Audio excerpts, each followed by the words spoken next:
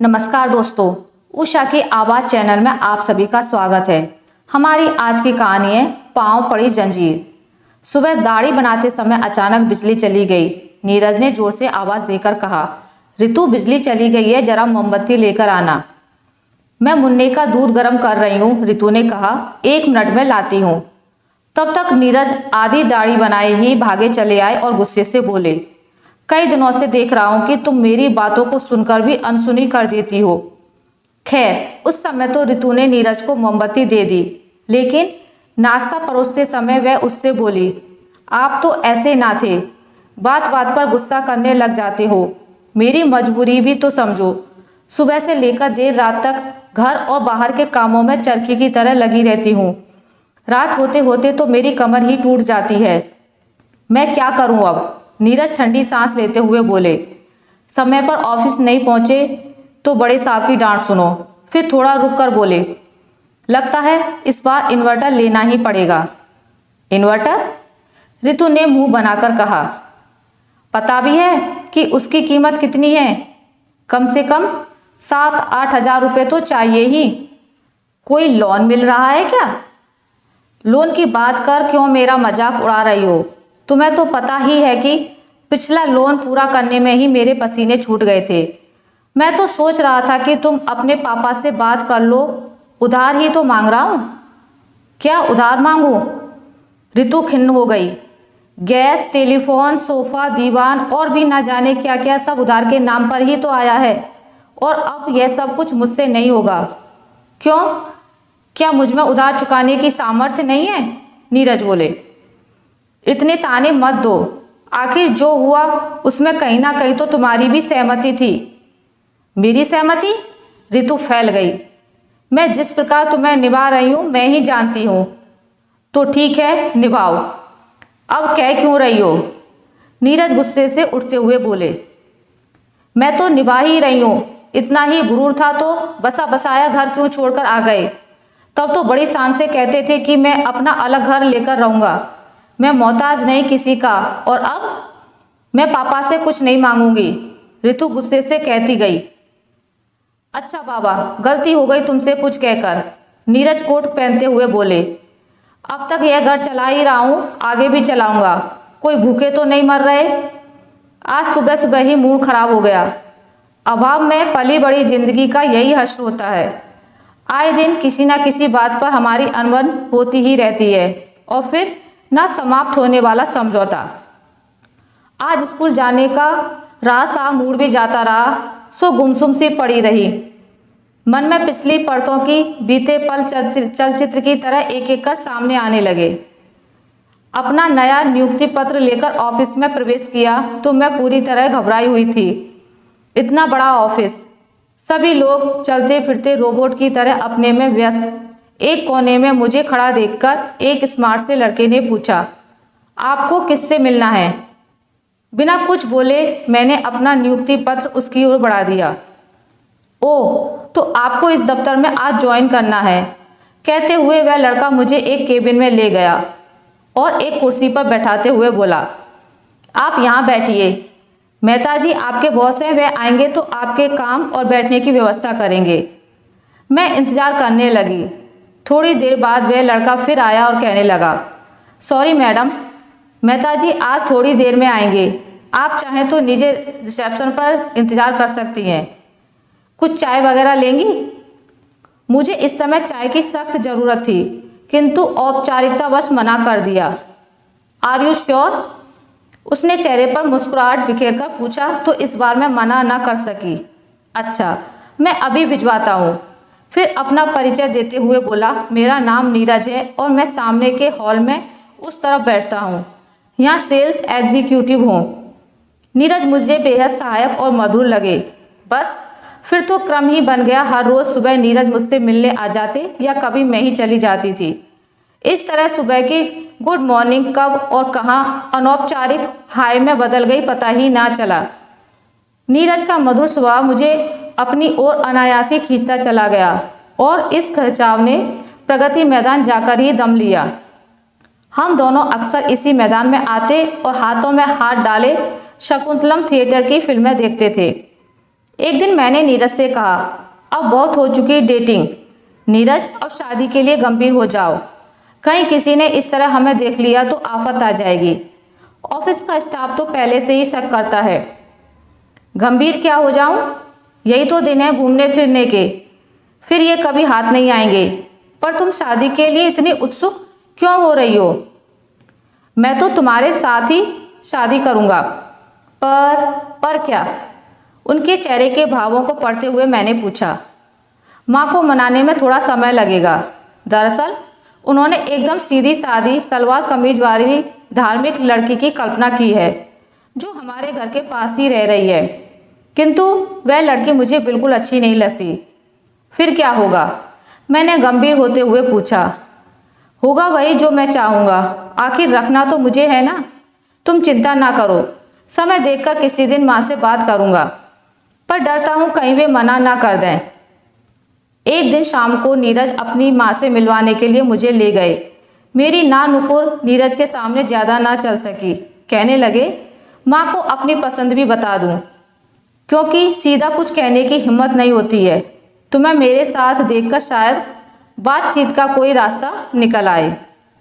नीरज ने थोड़े शब्दों में मेरा परिचय दिया। माँ की अनुभवी नज़रों से कुछ भी छिपा ना रह सका। नीरज की जिद और इच्छा को देखते हुए माँ ने बेमन से शादी के लिए हाँ तो कह दी, किंतु जिस तरह दुल्हन को इस घर में आना चाहिए था वह सारी रस्में फीकी पड़ गईं। मेरी सारी सजने संवरने की आशाएं धरी की धरी रह गईं। माँ ने कोई खास उत्सुकता नहीं दिखाई, क्योंकि शादी उनकी मर्जी के खिलाफ जो हुई थी। कुछ दिन तो हंसी खेल में बीत गए, पर हमारा देर रात तक घूमना और बाहर खाकर आना ज़्यादा दिन तक ना चल सका। माँ ने एक दिन नाश्ते पर कह दिया कि हमसे देर रात तक इंतजार नहीं किया जाता है, समय पर घर आ जाया करो। फिर घर की तरफ बहू को थोड़ा ध्यान देना चाहिए। इस पर नीरज तुनक्कर बोले, माँ इसके लिए तो सारी उम्र पड़ी है, हम दूसरी चाबी लेकर जाया करेंगे, आप सो जाया करो, क्योंकि पार्टी में दोस्तों के साथ देर तो हो ही जाती है। मेरे मन में ना जाने क्यों शांत स्वभाव वाली माँ और बाबूजी के प्रति सहानुभूति उभर आई और मैं बोली, माँ ठीक कहती हैं नीरज, हम समय पर घर आ जाएंगे। अपनी पार्टियां अब हम वीकेंड्स में रख लेंगे। माँ जी के व्यवहार में आई सख्ती को मैं कम करना चाहती थी, इसके लिए अपनी एक हफ्ते की छुट्टी और बढ़ा ली ताकि माँ जी के व्यवहार को समझ सकूं। एक दिन नीरज शाम को मुस्कुराते हुए आए और कहने लगे, रितु सब लोग तुम्हें बहुत याद करते हैं, देखना चाहते हैं कि तुम शादी के बाद कैसी लगती हो। मैं खिलखिलाकर हंस पड़ी। मुझे ऑफिस का एक एक चेहरा याद आने लगा। मैंने कहा, ठीक है, कुछ दिनों की ही तो बात है, अगले सोमवार से तो मैं ऑफिस जा ही रही हूँ। माँ जी पास में बैठी चाय पी रही थी। बड़े शांत स्वर में बोली, बेटा हमारे घरों में शादी के बाद नौकरी करने की रीति नहीं है। बहू को बहू की तरह ही रहना चाहिए, यही अच्छा लगता है। आगे जैसा तुमको ठीक लगे करो। माँ का यह स्वर मुझे भीतर तक हिलाकर रख गया था। उनके यह बोल जख्म की तरह थे। जोर से डांट डपट कर कहती तो शायद मैं प्रतिकार भी करती। मुझे माँ का इस तरह कहना अच्छा भी लगा और उनका सामीप्य पाने का रास्ता भी। नीरज फट से बोल पड़े, माँ आजकल दोनों मिलकर कमाए तभी तो घर ठीक से चलता है, फिर यह तो अकेले यहाँ बोर हो जाएगी। क्यों, क्या कमी है? यहाँ जो दोनों को काम करने की आवश्यकता पड़ रही है? भरा पूरा घर है, तेरे बाबूजी भी अच्छा कमाते हैं, सब कुछ ठीक चल रहा है। हम कौन सा तुमसे कुछ मांग रहे हैं? माँ जी का स्वर तेज हो गया। फिर भी तू बहू से काम करवाना चाहता है तो तेरी मर्जी। मैं खामोश ही रही, पर इस तरह नीरज का बोलना मुझे अच्छा नहीं लगा था। भीतर जाकर मैंने नीरज से कहा, नौकरी मुझे करनी है। माँ जी को अच्छा नहीं लगता तो मैं नहीं जाऊंगी, बस नहीं, तुम नौकरी करने जरूर जाओगी। मैंने जो कह दिया सो कह दिया, नीरज ने कठोर स्वर में कहा। मन की उलझन में मैं कोई निर्णय नहीं ले पाई। मैंने हारकर माँ से पूछा, क्या करूँ माँ? जो नीरज कहता है वही कर, माँ ने सीधा सपाट सा उत्तर दिया। उस दिन काम पर तो चली गई, किंतु माँ के मूक आचरण से एहसास हो गया था कि उनको यह सब ठीक नहीं लगा। मैं माँ और बाबूजी को खुश करने के लिए हर संभव प्रयास करती रही। नीरज को भी समझाया कि यह सब उनको ठीक नहीं लगता, पर उनके व्यवहार में कोई बदलाव नहीं आया। क्या पता था कि ऊपर से इतने मृदुभाषी और हंसमुख इंसान अंदर से इतने अस्वाभाविक और सख्त हो सकते हैं। इस प्रपंच से जल्दी ही मुझे मुक्ति मिल गई। मेरा पांव भारी हो गया और ऑफिस न जाने का बहाना मिल गया। इसमें माँ ने मेरी तरफदारी की तो अच्छा लगा। मुन्ना के होने के बाद तो माँ बाबूजी के स्वभाव में पहले से कहीं ज़्यादा बदलाव आ गया। ऑफिस के साथियों ने पार्टी की जिद पकड़ ली तो मैंने नीरज को कहा कि पार्टी घर पर ही रख लेते हैं। किसी होटल या रेस्तरां में पार्टी करेंगे तो बहुत महंगा पड़ेगा, फिर माँ और बाबूजी को भी अच्छा लगेगा। नीरज भी बजट को देखते हुए कुछ नहीं बोले। सारा दिन मैं घर संवारने में लगी रही। माँ को घर में आ रहे इस बदलाव से अच्छा लगने लगा था। सारे सामान का ऑर्डर पास के ही रेस्तरां में दे दिया था। माँ जी कहाँ हैं? मेरी एक ऑफिस की सहेली ने पूछ लिया। मैं माँ को बुलाने उनके कमरे में गई तो माँ हंसकर बोली, मैं वहाँ जाकर क्या करूँगी? बच्चों की पार्टी है, तुम लोग मौज मस्ती करो। नहीं माँ, आप वहाँ जरूर चलो, बस मिलकर आ जाना, अच्छा लगता है। मैंने स्नेहवश माँ को कहा तो मेरा दिल रखने के लिए उन्होंने कह दिया, अच्छा तुम चलो, मैं तैयार होकर आती हूँ। मैं मुन्ने को लेकर ड्राइंग रूम में आ गई। माँ बाबूजी अभी ड्राइंग रूम में आए ही थे कि दरवाजे की घंटी बजी। बाबूजी दरवाजे की तरफ जाने लगे तो मैंने नीरज को इशारा किया, बाबूजी आप बैठिए, मैं जा रहा हूँ, बाजार से खाना मंगवाया है वही होगा। अरे कोई बात नहीं, बाबूजी बोले। नहीं बाबूजी, नीरज थोड़ी तेज आवाज में बोले, इसे हाथ ना लगाना, इसमें चिकन है, बाजार से दोस्तों के लिए मंगवाया है। नॉनवेज? माँ और बाबूजी बिना किसी से मिले चुपचाप अपने कमरे में चले गए। मैं नीरज के साथ उनके पीछे पीछे कमरे तक गई तो देखा माँ जी माथा पकड़कर एक तरफ पसरकर बैठकर कह रही थी, अब यही दिन देखना रह गया था, जिस घर में अंडा प्याज और लहसुन तक नहीं आया, चिकन आ रहा है।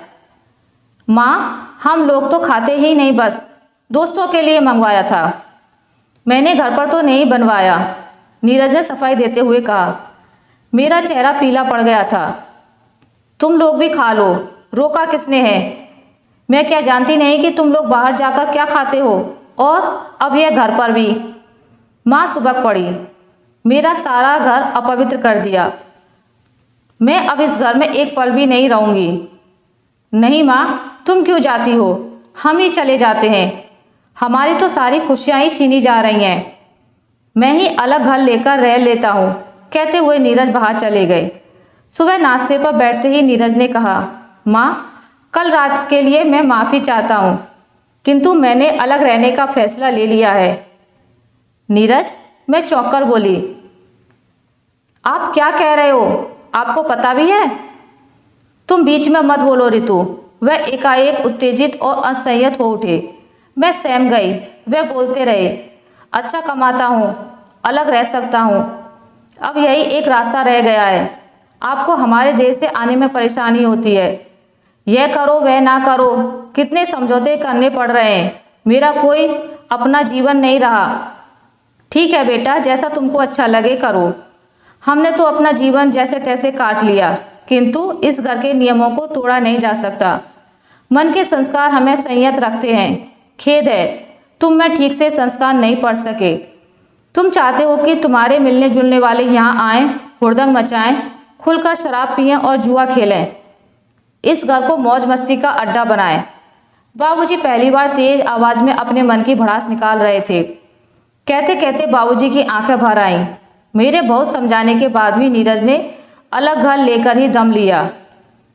2-3 महीनों तक घर को व्यवस्थित करने में लग गए, पर जब घर का बजट हिलने लगा तो पास के एक स्कूल में मुझे भी नौकरी करनी पड़ी। मुन्ने की आया और किराए जैसे खर्चे बढ़ गए। असुविधाएं, अभाव और आधी अधूरी आशाओं के सामने प्यार ने दम तोड़ दिया। कभी सोचा भी ना था कि मुझ पर दुनिया की जिम्मेदारियां पड़ेंगी। मुन्ने की किसी बात पर मचलते ही मैं अतीत से वर्तमान में आ गई। एक दिन सुबह कपड़े धोते धोते पानी आना बंद हो गया।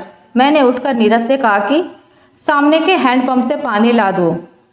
सॉरी, यह मुझसे नहीं होगा, उन्होंने साफ मना कर दिया। तो फिर वॉशिंग मशीन ला दो, कुछ काम तो आसान हो जाएगा, मैंने उठते हुए कहा। मैं कहाँ से ला दूँ, बड़बड़ाते हुए नीरज बोले। तुम भी तो कमाती हो, खुद ही ले लो। मेरी तनख्वाह क्या तुमसे छिपी है, सब कुछ तो तुम्हारे सामने है।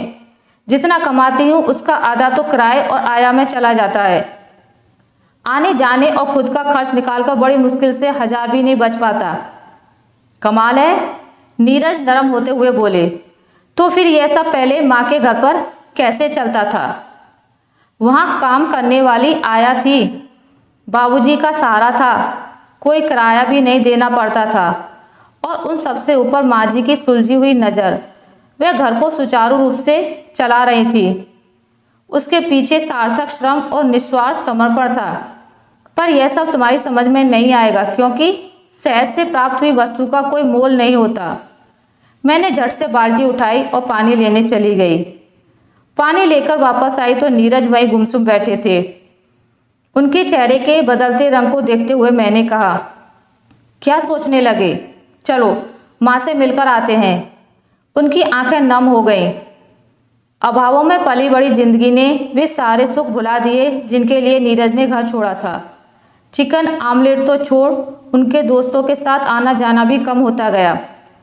माँ जी कभी कभी मिलने चली आती और शाम तक लौट जाती। बस बटी हुई जिंदगी जी रही थी मैं। एक दिन बाबूजी का फ़ोन आया। बोले, 2 दिन के लिए लंदन वाले चाचा आए हैं, खाना रखा है तुम्हारी माँ ने, ठीक समय से पहुँच जाना। ठीक है बाबूजी, मैं पूरी कोशिश करूँगी, मैंने औपचारिकतावश कह दिया। कोशिश? वे थोड़ा रुककर बोले। क्यों, कहीं जाना है क्या? नहीं बाबूजी, मैं सुबह पड़ी। मेरे सारे शब्द बर्फ बनकर गले में अटक गए। मैंने आंसू पोंछकर कहा, हफ्ते भर से इनकी तबीयत ठीक नहीं है, दस्त और उल्टियाँ लगी हुई हैं, डॉक्टर की दवा से भी आराम नहीं आया। अरे तो हमें फ़ोन क्यों नहीं किया? मना किया था इन्होंने, मैं बोली। नालायक, बाबूजी भारी भरकम आवाज़ में बोले। चिंता ना करो, मैं अभी आता हूँ। थोड़ी देर में माँ और बाबूजी भी पहुँच गए। नीरज एक तरफ सिमटकर पड़े हुए थे। माँ को देखते ही उनकी रुलाई फूट पड़ी। बेटे के सिर पर प्यार से हाथ फेरते हुए कहा, अरे किसी से कहलवा दिया होता, देख तो क्या हालत बना रखी है, थोड़ा सा भी उल्टा सीधा खा लेता है तो हजम नहीं होता। बाबूजी भी पास ही बैठे रहे। मैं चाय बनाकर ले आई। माँ जी बोली, चल घर चल, अब बहुत हो चुका, अब तेरी एक ना सुनूंगी। परीक्षा की घड़ियाँ तो जीवन में आती ही रहती हैं, चंचल मन इधर उधर भटक ही जाता है। कोई इस तरह माँ को छोड़कर भी चला आता है क्या? चल, बहुत मनमानी कर ली। वात्सलमयी माँ के स्वर सुनकर मेरी आंखों से आंसू बहने लगे। माँ जी मेरी साड़ी के पल्लू से आंसू पोंछते हुए बोली, इस तरह की जिद बहू करती तो समझ में आता। उसने तो स्वयं को घर के वातावरण के अनुसार ढाल लिया था, पर तुझसे तो ऐसी उम्मीद ही नहीं थी। तुझसे तो मेरी बहू ही अच्छी है। माँ मुझे माफ़ कर दो। नीरज रो पड़े। उनका रोना माँ और बाबूजी दोनों को रुला गया। मैंने दवाई के लिए नीरज को सहारा देकर उठाया तो बड़े ही आत्मविश्वास से बोले, अब इसकी ज़रूरत नहीं पड़ेगी, माँ आ गई है, अब मैं जल्दी अच्छा हो जाऊंगा। मैं मुन्ने को उठाकर सामान समेटने में लग गई। आशा करती हूँ आपको मेरी आज की कहानी अच्छी लगी होगी। अगर आपको मेरी ये कहानी अच्छी लगी है तो इसे लाइक करें, ज़्यादा से ज़्यादा शेयर करें, और अगर आप मेरे चैनल पर नए हैं तो इसे सब्सक्राइब करना ना भूलें। मिलते हैं एक नई कहानी के साथ, तब तक के लिए नमस्कार।